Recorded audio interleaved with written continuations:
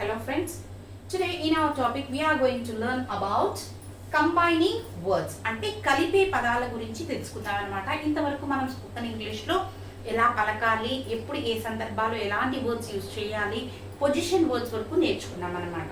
ఇప్పుడు ఏం చేయాలి అంటే మనకు ఇవన్నీ తెలుసుకున్నాం కాబట్టి ఇప్పుడు సెంటెన్సెస్లో ఎలా వస్తూ ఉంటుందంటే కొన్నిసార్లు రెండు ఉండే వాక్యాన్ని ఒకే వాక్యంగా చెప్తూ ఉంటాం.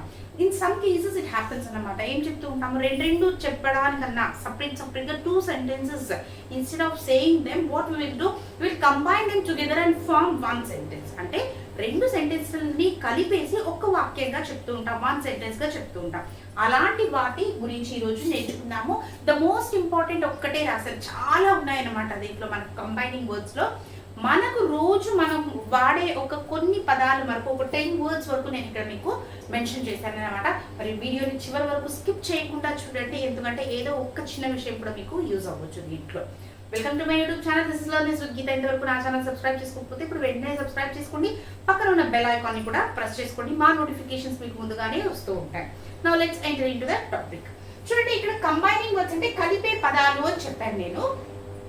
ఇంగ్లీష్లో రాశాను, మరి తెలుగులో కూడా రాశాను. వాటిని ఏ సందర్భాల్లో యూజ్ చేయాలి అనేది కూడా ఇక్కడ మెన్షన్ చేశాను. ఎవరికైనా కావాలంటే ఒక స్క్రీన్ షాట్ తీసి పెట్టుకోవచ్చు మీరు. చూడండి, ఫస్ట్ అండ్ ఫార్మోస్ట్ ఏం రాసుకున్నాం, అండ్ అంటారు. అండ్ అని పలకాలి దాన్ని, అండ్ కాదు, అండ్. ఈ అండ్ కి చూడండి ఎలా ఉంటుందంటే మరియు అని చెప్తూ ఉంటాం అన్నమాట. ఎప్పుడు ఏ సందర్భాల్లో చెప్పాలి అంటే సిమిలర్ ఐడియాస్, ఒకే రకంగా ఐడియాస్ ఉన్నప్పుడు ఏం చెప్తుంటాము అంటే అక్కడ రెండుని కలపడానికి అండ్ అని యూజ్ చేస్తూ ఉంటాం అన్నమాట. ఇప్పుడు చూడండి, ఒక చిన్న ఎగ్జాంపుల్ తీసుకుందాం మనము. I like coffee, I like coffee, I like tea. చూడండి, ఇక్కడ రెండు రాశాను నేను, 2 సెంటెన్సెస్. మీకు కాఫీ ఇష్టము, టీ కూడా ఇష్టం, చిన్న సింపుల్ సెంటెన్స్ అన్నమాట. ఇప్పుడు వీటిని రెండు సేమే కదండి, ఇక్కడ డిఫరెన్స్ ఏం లేదు. రెండు పాజిటివ్, రెండు ఏమంటాము పాజిటివ్ సెంటెన్సెస్ ఇక్కడ ఉండేది మనకు. రెండిట్లోనూ మీకు నచ్చే విషయమే ఉందన్నమాట. మీకు కాఫీ కూడా నచ్చుతుంది, టీ కూడా నచ్చుతుంది. అప్పుడు ఎలా చెప్పాలి అంటే ఐ లైక్ కాఫీ అండ్, చూడండి ఇక్కడ మళ్ళీ రాసి చూపిస్తాను, I like coffee and tea. చూడండి, రెండు సెంటెన్స్ చెప్పడానికన్నా ఒక sentence I like coffee and tea, నాకు రెండు నచ్చుతుంది అనమాట.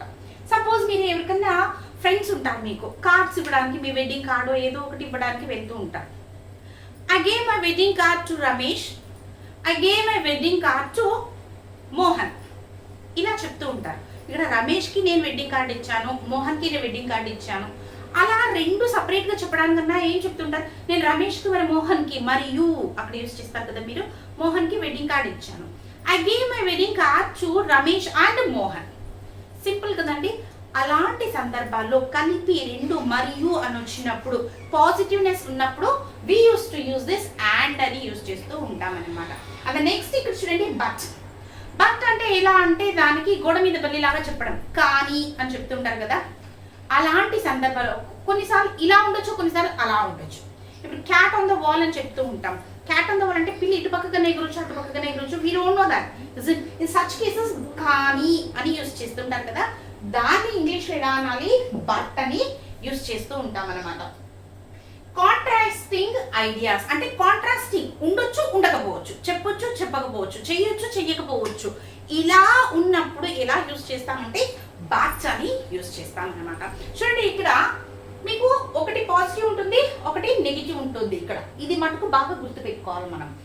బట్లో ఎలా ఉంటుంది, ఒకటి పాజిటివ్ ఉంటుంది, ఓకే ఓకే, ఇంకొకటి నాట్ ఓకే ఉంటుంది అనమాట. Such case we use this but. ఇదే తీసుకుందాం ఇప్పుడు, కాఫీ టీకి ఇంకొకటి తీసుకుంటాం చూడండి, బట్కి.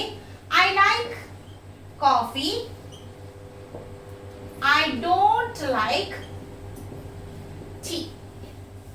చూడండి, ఇక్కడ నేను రెండు రాశాను మీకు. ఒకటి పాజిటివ్ ఉంది చూడండి, ఇక్కడ ఐ లైక్ కాఫీ, నాకు కాఫీ నచ్చుతుంది. ఐ డోంట్ లైక్ టీ, నాకు టీ నచ్చదు. హియర్ ఏమంటాము, కానీ, దట్ వి యూజ్ బట్. ఇలా రెండు సపరేట్ గా చెప్పడానికన్నా ఒక సెంటెన్స్ గా చెప్పొచ్చు. ఎలా చెప్పొచ్చు, I like coffee but not tea, but not tea అని చెప్పొచ్చు. లేకుంటే but I don't like tea అని కూడా చెప్పొచ్చు. బోత్ సెంటెన్సెస్ కరెక్ట్ అనమాట ఇక్కడ మనకు. చూడండి ఇక్కడ అదే అండ్ యూజ్ చేసి ఒకే సెంటెన్స్ కి నేను 2 ఎగ్జాంపుల్స్ చూపిస్తున్నాను. నేను ఇక్కడ ఒకే సెంటెన్సే మనకి రెండుటికి ఒకటే తీసుకున్నాను నేను సెంటెన్స్.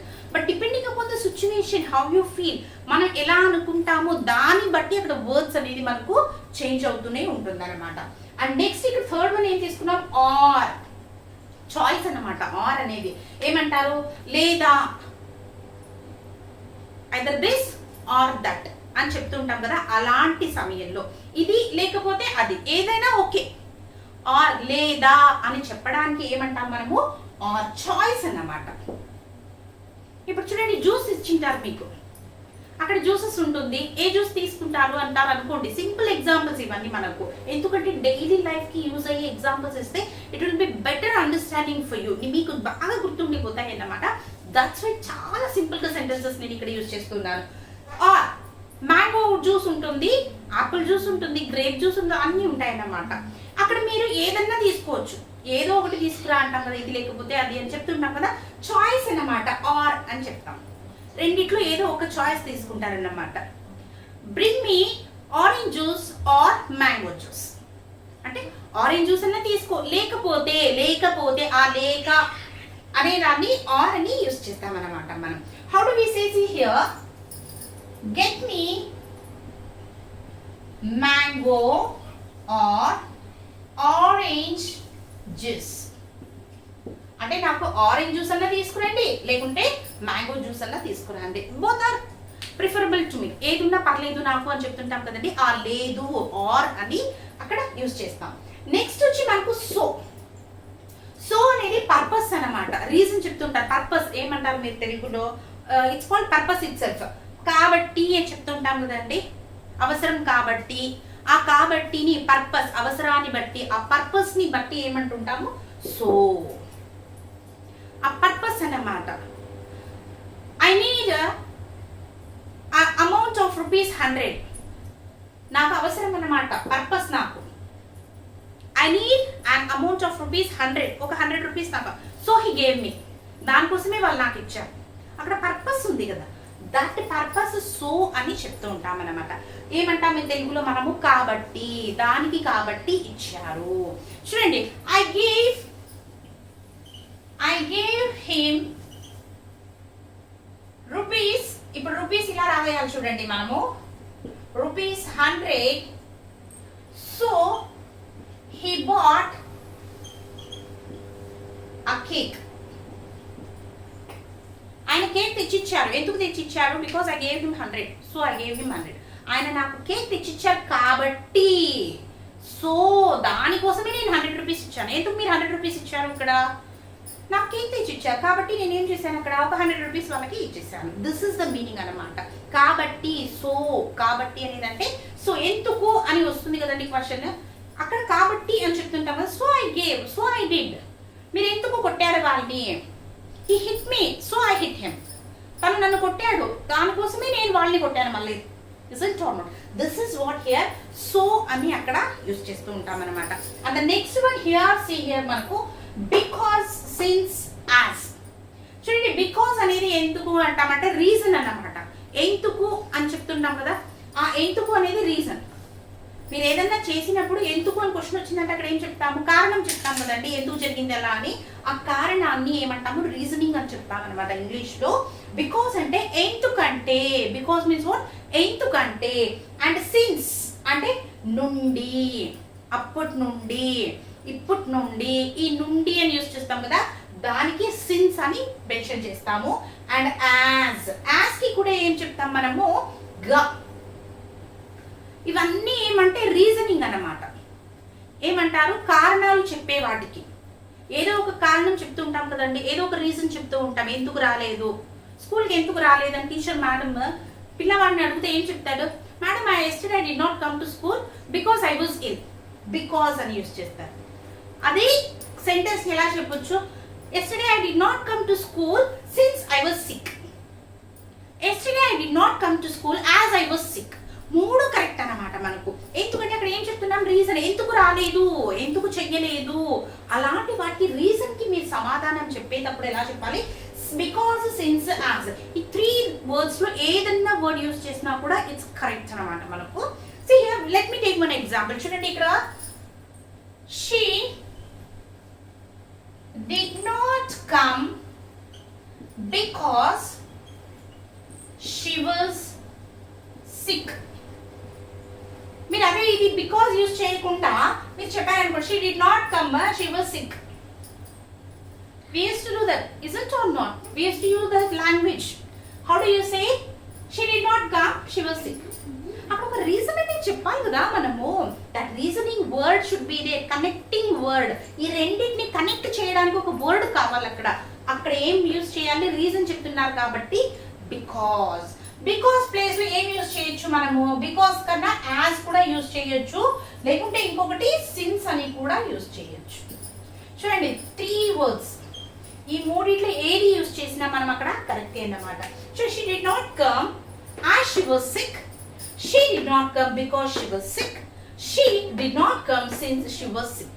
మూడు కరెక్ట్ అన్నమాట. చూడండి ఎక్కడే కానీ కనెక్టింగ్ అనేది ఉండాలన్నమాట, కలపడం అనేది ఉండాలి. సపరేట్ సపరేట్ చూడండి అక్కడ she did not come, she was sick అంటే అక్కడ పొంతన లేదు. ఇట్స్ నాట్ సింకింగ్ అన్నమాట మనకు. It has to be sync. That there should be a reason, there should be a word, connecting word should be there. What is the connecting word we are using here is either as, because or since. Whatever it might be, the 3 words are having this equal meaning in English. ఈ మూడికి same meaning ఉంటుందన్నమాట మనకు reason చెప్పేటప్పుడు. These are called what combining words. చూడండి రెండు sentences తీసుకున్నాం మనం, వాటిని రెండింటిని కలుపుతున్నాం మనం, ఇక్కడ కలిపి ఒకే సెంటెన్స్ గా చెప్తున్నాం. In such cases they are called what combining words అంటారు వీటిని. దాన్ని మనము కలిపే పదాలు అని తెలుగులో కూడా చెప్పుకోవచ్చు అనమాట.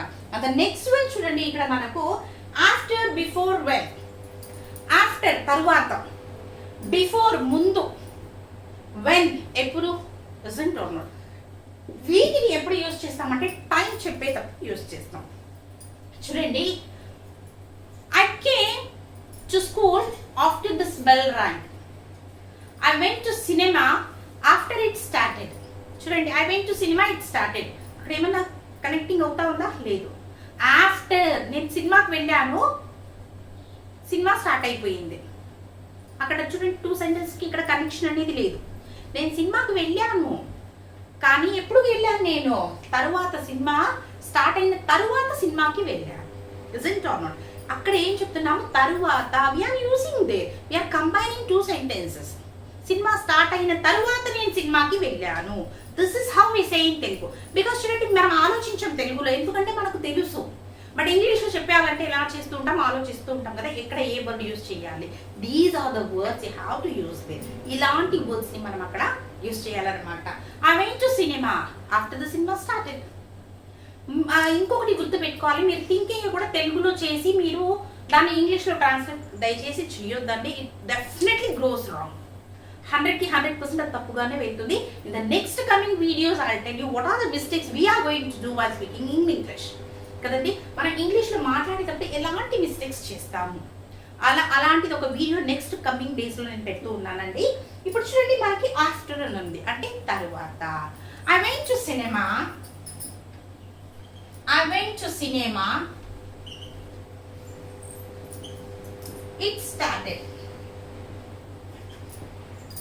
చూడండి ఇక్కడ ఏమన్నా మీనింగ్ ఉందా మీకు? I went to cinema, it started. నేను సినిమాకి వెళ్ళాను, స్టార్ట్ అయిపోయింది. అదే తెలుగులో చెప్పాలంటే ఎలా చెప్తాము, సినిమా స్టార్ట్ అయిన తర్వాత వెళ్ళాను. But in English I went to cinema after it started. After అనే వర్డ్ యూజ్ చేస్తాం మనం. ఆఫ్టర్ ఇట్ స్టార్టెడ్, అది స్టార్ట్ అయిన తర్వాత వెళ్ళాను నేను. Otherwise I went to cinema, ఇంకొకటి word before. Before it started అంటే సినిమా స్టార్ట్ అవ్వడానికన్నా ముందే నేను వెళ్ళాను. చూడండి ఆ వర్డ్ అనేది అక్కడ ఉండాలన్నమాట. In English how do we say that? I went to cinema before it started. Cinema start అవ్వడానికన్నా ముందే వెళ్ళిపోయాను ఇన్ తెలుగు. చూడండి మీరు అర్థం అవ్వాలని మళ్ళీ మళ్ళీ చెప్తున్నాను నేను అక్కడ. ఎందుకంటే ఇంగ్లీష్కి తెలుగుకి ఇదే డిఫరెన్స్ ఉంటుందన్నమాట. మీన్స్ ఎగ్జాక్ట్గా మనం ఏమనుకుంటాం అదే తెలుగుని if you go on translating in English the sentence will be totally collapsed. అక్కడ అది మొత్తం చెడిపోతుంది అనమాట, సెంటెన్స్ అనేది ఉంటుంది అక్కడ మీకు. That's why I'm telling the difference here. చూడండి I went to cinema before it started. అదే తెలుగులో చెప్పాలంటే సినిమా స్టార్ట్ అవ్వడానికన్నా ముందే నేను వెళ్ళాను. How much it's the difference is there isn't or చాలా వరకు డిఫరెన్స్ ఉంది కదా అక్కడ. దానికోసమే తెలుగులో థింక్ చేసి దాన్ని ఇంగ్లీష్లో ట్రాన్స్లేట్ చేయొద్దండి. అండ్ నెక్స్ట్ వన్ చూడండి, వెన్. ఇక్కడ వెన్ కూడా చెప్తాం, టైమే చెప్తున్నాం కదా అక్కడ. I went to cinema when it started, అంటే ఎగ్జాక్ట్గా సినిమా స్టార్ట్ అయింది నేను వెళ్ళిపోయాను. సినిమా స్టార్ట్ అయింది నేను వెళ్ళిపోయాను. వెన్ ఇట్ స్టార్టెడ్, ఇక్కడ ఏం చేస్తాం మనము, వెన్ అని కూడా యూజ్ చేస్తాం. వెన్ ఇట్ స్టార్టెడ్ అంటే కరెక్ట్గా అప్పుడే స్టార్ట్ అయింది నేను వెళ్ళి కూర్చున్నాను సినిమా థియేటర్లో. This is how the sentence goes. వీటన్నిటి ఏమంటామంటే మనము కంబైనింగ్ వర్డ్స్ అని ఇంగ్లీష్లో చెప్తూ ఉంటాము. గ్రామటికల్లా దీన్ని ఏమంటుంటారంటే కంజంక్షన్స్ అని అంటూ ఉంటాం అనమాట. చూడండి, నేను ప్రతి ఒక్కటి మీకు డే 1 నుంచి చెప్పేది ప్రతి ఒక్కటి కూడా మీకు విత్ గ్రామరే ఉంటుంది. బట్ అక్కడ మీకు గ్రామర్ అనే వర్డ్ యూస్ చేస్తూ ఉంటాం అనమాట. అక్కడ మీకు ఆ గ్రామర్కి టెక్నికల్ వర్డ్స్ యూస్ చేస్తాం. But we're not going to do that. ఎందుకంటే మనకు గ్రామర్ అవసరం లేదు, ఓన్లీ మనకు వర్డ్స్ ఒక్కటే కావాలి. భాష ఎలా ఉంటుందండి, భాషకి ప్రతి ఒక్క భాషకి ఎలా ఉంటుంది, పదాలు, ఆ పదాలను అన్నిటిని సేకరించి పెట్టారనుకోండి ఒక భాష అయిపోతుంది. In the same way English is also a language. It is having a group of words together in a which we put in a correct format. ఒక కరెక్ట్ ఫార్మాట్లో వేసామనుకోండి the language will be easy. అంతే, దానికోసమే అండి ఇది ఈ రోజు మనం ఏం నేర్చుకున్నాము, కంబైనింగ్ వర్డ్స్ అనేది నేర్చుకున్నాం. చాలా సింపుల్ అన్నమాట. ఏమంటే practice practice practice. Practice makes man perfect. మనం చెప్తూ ఉంటేనే ఏదన్నా కానీ మనకు వస్తుంది, ఊరికే వింటే రాదు. From day 1 I'm telling this. మరి ఎంతవరకు మీరు ఫాలో అవుతున్నారో ఇట్స్ అప్ టు యూ అన్నమాట, మీకే వదిలేస్తున్నాను. But do it a practice. చిన్న చిన్నగా ఎవరితోనో వాళ్ళతో వీళ్ళతో మీకు తెలిసిన వాళ్ళతో మీ పిల్లలతో, ఇంట్లో పిల్లలు ఉంటే చాలా మేలండి మీకు. బికాస్ దే వాంట్ అబ్జెక్టివ్, ఏ ఇది తప్పు ఇది కరెక్ట్ అని వాళ్ళకి తెలియదు, వాళ్ళు చెప్పరు కూడా మీకు. That's why go on talking with them. Happily you'll be learning English and you'll be making them to learn also. మీరు నేర్చుకోవడం కాకుండా మీ పిల్లలు కూడా ఇంగ్లీష్ని నేర్పుతూ ఉంటారన్నమాట. This is how it goes. చూడండి, అందరికీ నచ్చింది అనుకుంటాను. మీకు కనుక నా వీడియో నచ్చినట్టయితే దీనికి ఒక లైక్ అనేది ఇవ్వండి, మీ కమెంట్ని నాకు తెలిపండి, మరి ఆ ఛానల్ని సబ్స్క్రైబ్ చేసుకోండి. This is learn this with Geeta. Thank you for watching.